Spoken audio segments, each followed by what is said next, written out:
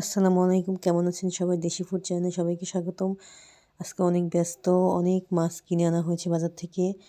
অনেক বড় একটা শোল মাছ আছে, তারপর হচ্ছে মাগুর মাছ, কই মাছ, টাকি মাছ, 2টা বিলের পাঙ্গাস মাছ আছে। তো মাছগুলোকে কিন্তু আমি একাই কেটেছি।